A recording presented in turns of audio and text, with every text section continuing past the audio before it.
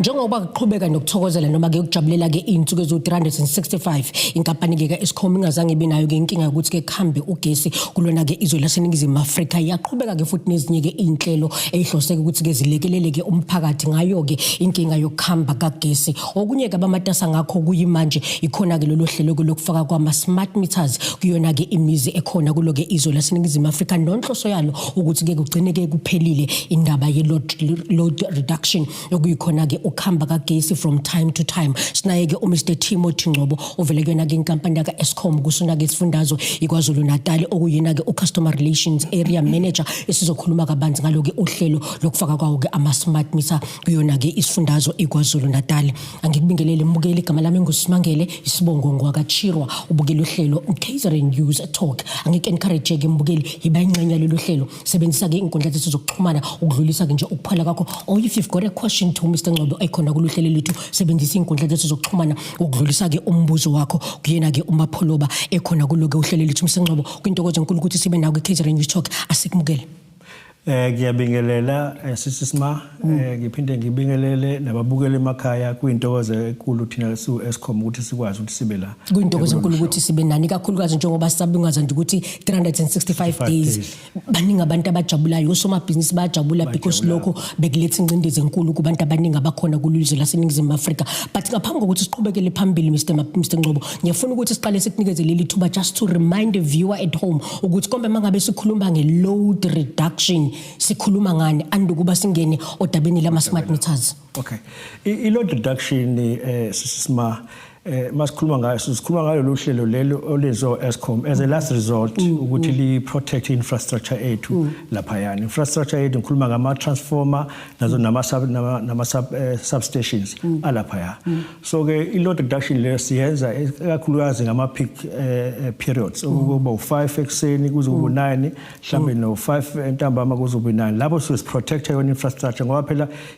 i-load reduction le ibangelwa ukuthi abantu abaningi basebewutshontshile ugesi so ukuthi si overloaded infrastructure yethu. So if isikakwenzi lokho izoqhuma infrastructure yethu and mayiqhuma ke msakazi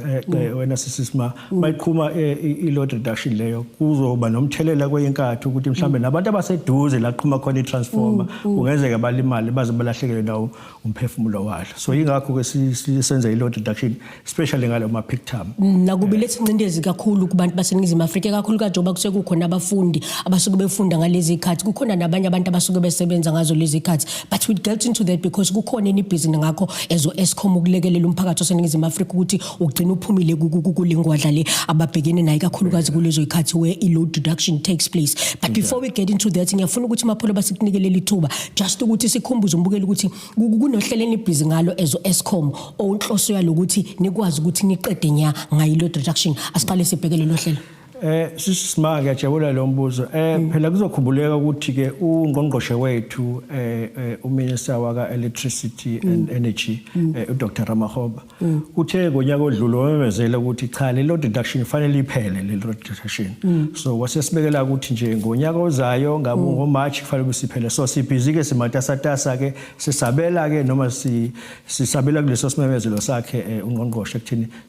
sikwazi ukuthi siqede le load reduction. Ngiyafuna singene la Mr Ngcobo ukuthi ikona kuphikeni kwenzayo as Eskom because you have said ukuthi ungqongqoshe unikezele isikhathi sika next year ukuthi by next year kufanele bisuba umlando indaba ka load reduction. I know ukuthi you are busy with installing ama smart meters. Ngiyazi ababukeli bethu bakhona abanye mhlamba sake banibona ezikhampani yaka Eskom ni busy nibavakashela emakhaya nizofaka. Ngicela sikhulume ngalo lolu hlelo lama smart meters ukuthi luyini. Ngibonge sisima impela kunjalo enye yendlela esiyenzayo nje manje na sikumkhankaso ukuthi ke sifake wona ama smart meters. Phela lawo smart meters azosisiza ekuthini sikwazi ukumonitor sikwazi futhi nokuthi sibone uma ukuthi kusekukhona indawo la kukhona khona izigangi seziganga ngayo lo ugesi. So ke siphume nje umkhankaso sihamba house to house sifaka la smart meters esicelayo nje ukuthi umphakathi ukwazi ukuthi sivulele endlini zabo ukuze sikwazi ukuthi siwafake la smart meters. Ungaqhubeka Mr. Ngcobo. Yebo. Okunye futhi esikwenzayo over and above ama smart meter lawa siphume futhi imkhankaso nje siyahamba siqwashisa imphakathi siyawufundisa imphakathi ngako imphumela emibi yokutshontsha ugesi.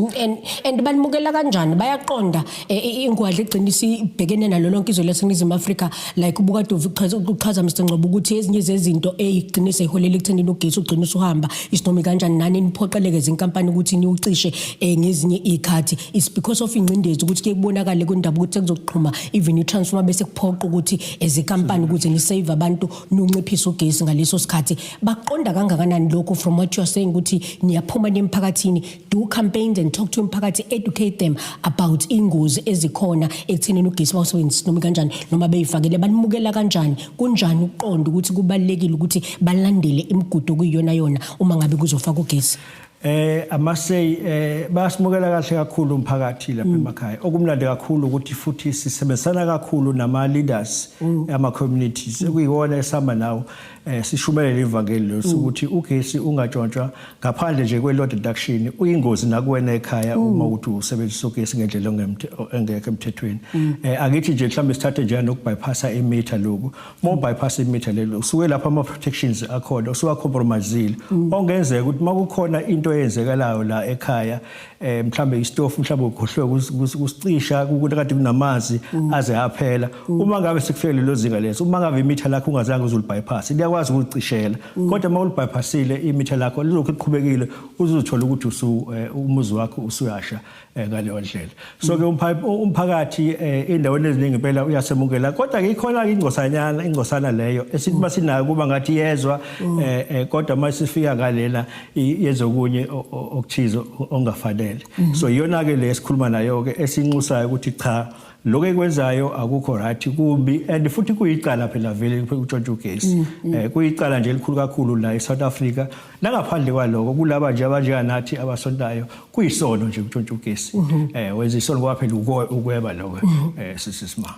And then also kugcinisa impact nabantu bonke kugcinisa impact nabo somabhizinisi uthola ukuthi abeyiphoqele ukuthi bavale siyazi ukuthi small business uhulumeni ubahlonzile as okuyibona bazokwazi ukuthi babhekane neissue of unemployment and you can imagine ukuthi mangabe sebhekene small business ningcindezi ukuthi ugesi akanawo uyaphoqeleka ukuthi alivale ibhizinisi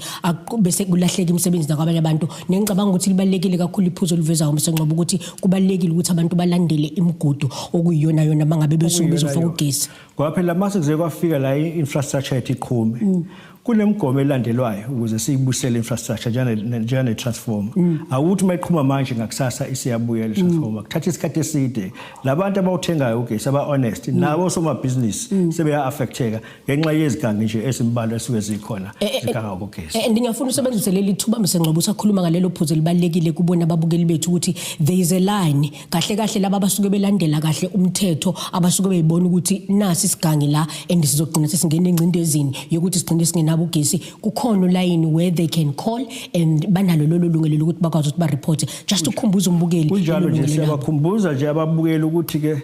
kukhona phela izigangi lezi ngoba phela izigangi esikhathi esiningi siyazazi nasendaweni ukuthi obani ngoba phela kusuka umuntu wangale ukuthi ezoganga le ndaweni bakhona abafana bamalada abaphatha amalada bezoganga la eGqobeni abanye bayiningi laba bizwa ngo rasta sicela ukuthi uma ubabona laba abagangayo beganga ngogesi wethu benza le crime lena usifonele kune number yamahala le khona ethi 0800 11 27 22 0800 11 27 22 uyafonela kule number lena awuzuzibize ukuthi ubani ofonelayo sinikeza nje imininingwane ukuthi ke endaweni ukuthi kwenze kukhona ogangayo bese siyakwazi ukuthi sithumele ithimba lethu likwazi ukubhekana naloyo. Uyazi ukuthi kuhleze kukhona abantu abacuthile iganga ezweni laseNingizimu Afrika Mr Ngcobo njengoba ukhuluma ngokuthi ezo Eskom you are busy rolling out into ama smart meters kukhona labo asebezothatha ithuba lokuthi nabo bazinze as if they are Eskom ukuze bazongena emzini yabantu barobha imizi yabantu sichazele Mr Ngcobo ukuthi bazobonakala ngani abantu baka Eskom kumphakathi obukela uhlelo lwethu so they would know uma ngabe sekungena laba bazothatha ichance ukuthi no this is not Eskom. Ngiyawuthanda lo mbuzo sisisiba kunje khona phela osomathuba ama opportunists abazozama ukuthi bafuna uqola emphakathi bese sigaba la Eskom cha unelungelo lakho customer la Eskom uma kukhona othi uzosebenza waka Eskom number 1 kufanele abe ne-ID card ezobibhalile ukuthi lo nomsebenzi wa-Eskom contractor na unique number yakhe usebenzele Eskom nemoto abahamba ngazo zi-branded zine sticker lesi esishiya ukuthi saka Eskom yibona ke lawo abantu esitile nabo omunye uqhamuka ngalena cha loyo ke ummisi impela until kuze kufike ukhansela verify ukuthi lo muntu ngempela uyena yena ngoba baningi osomathuba nezigebengu ezingalithatha lithuba lenze lento le ligcine selingena emzini yabantu lingaqhamuka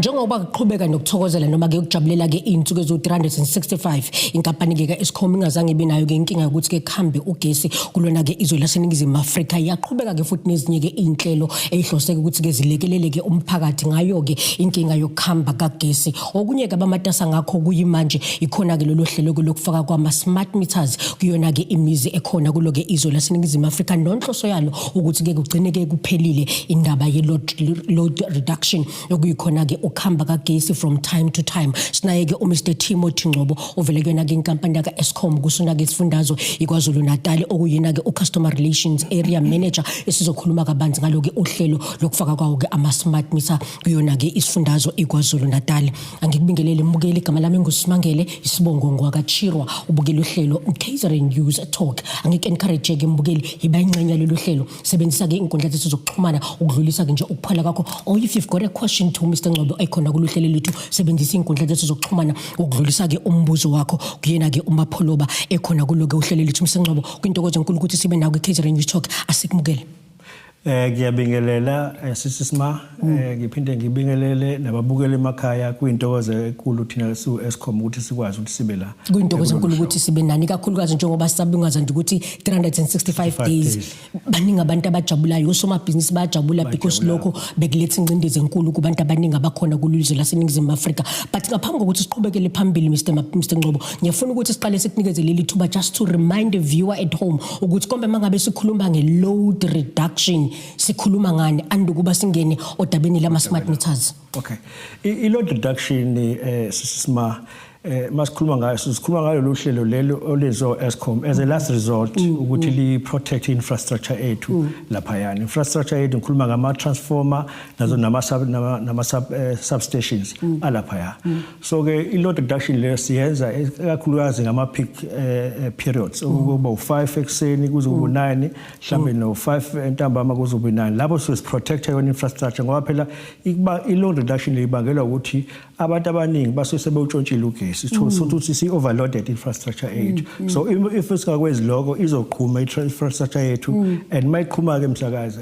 wena sisima mayiqhuma i-load reduction leyo kuzoba nomthelela kweyinkatho ukuthi mhlambe nabantu abaseduze laqhuma khona i-transformer kungenzeka balimali baze balahlekelwe nawo umphefumulo walo so ingakho ke sisenza i-load reduction especially ngalo ma peak time nakubi lethi incindezi kakhulu kubantu baseningizimu Afrika kakhulukazi njengoba kusekukhona abafundi abasuke befunda ngalezi ikhathi kukhona nabanye abantu abasuke besebenza ngazo lezi ikhathi but we get into that because kukhona inibhizinisi ngakho ezo Eskom ukulekelela umphakathi oseningizimu Afrika ukuthi ugcina uphumile kulengwadla le ababhekene nayo kakhulukazi kulezo ikhathi where i-load reduction takes place but before we get into that ngiyafuna ukuthi Mapholo basikunikelele ithuba just ukuthi sikhumbuze umbukeli ukuthi kunohlelo enibhizi ngalo ezo Eskom onhloso yalokuthi nikwazi ukuthi niqede nya ngayi-load reduction asiqale sibhekele lo hlelo sisima ngiyajabula lo mbuzo phela kuzokhumbuleka ukuthi ke ungqongqoshe wethu uminister waka electricity and energy uDr Ramakgopa uthe ngonyaka odlule wamemezela ukuthi cha le load reduction fanele iphele le load reduction so wasesibekela ukuthi nje ngonyaka ozayo ngo March kufanele siphele so sibhizi ke simatasatasa ke sisabela ke noma sisabela kuleso simemezelo sakhe ungqongqoshe ekuthini sikwazi ukuthi siqede le load reduction ngiyafuna singene la Mr Ngcobo ukuthi ikona kuphikeni kwenzayo as Eskom because you have said ukuthi ungqongqoshe unikezele isikhathi sika next year ukuthi by next year kufanele bisube umlando indaba ka load reduction I know ukuthi you are busy with installing ama smart meters ngiyaza ababukeli bethu bakhona abanye mhlamba sake banibona ezikhampani yaka Eskom ni busy nibavakashela emakhaya nizofaka ngicela sikhulume ngalo lolu hlelo lama smart meters ukuthi luyini ngibonge sisima Impela kunjalo enye yendlela esiyenzayo njengamanje na sikumkhankaso ukuthi ke sifake wona ama smart meters phela lawo ama smart meters azosisiza ekuthini sikwazi ukumonitor sikwazi futhi nokuthi sibone uma ukuthi sekukhona indawo la kukhona khona izigangi seziganga ngayo lo ugesi so ke siphume nje umkhankaso sihamba house to house sifaka lama smart meters esicelayo nje ukuthi umphakathi ukwazi ukuthi sivulele endlini zabo ukuze sikwazi ukuthi siwafake ama smart meters ungaqhubeka nesinqobo yebo okunye futhi esikwenzayo over and above ama smart meter lawa siphume futhi imkhankaso nje siyahamba siqwashisa emphakathi siyawufundisa emphakathi ngako imphumela emibi yokutshontsha ugesi and banimukela kanjani bayaqonda ingwadla egcinisa ibhekene nalo lonke izwe laseNingizimu Afrika like ubukade uchaza Mr Ngcobo ukuthi ezinye zezinto egcinisa iholela ekuthenini ugesi ugcinisa uhamba isinomi kanjani nani niphoqeleke izinkampani ukuthi niucishe ngezinye ikhathi is because of ingcindezi ukuthi ke kubonakala kwindaba ukuthi kuzoqhuma even itransformer bese kuphoqa ukuthi ezikampani ukuthi ni save abantu nonciphisa ugesi ngaleso sikhathi baqonda kangakanani lokho from what you are saying ukuthi niyaphuma nemphakathini do campaigns and talk to umphakathi educate them about ingozi ezikhona ekuthenini ugesi bawusebenzisa noma kanjani noma beyifakele banimukela kanjani kunjani uqonda ukuthi kubalekile ukuthi balandele imigudu kuyiyona uma ngabe kuzofaka ugesi amasay basimukela kahle kakhulu umphakathi lapha emakhaya okumnandi kakhulu ukuthi futhi sisebenzisana kakhulu nama leaders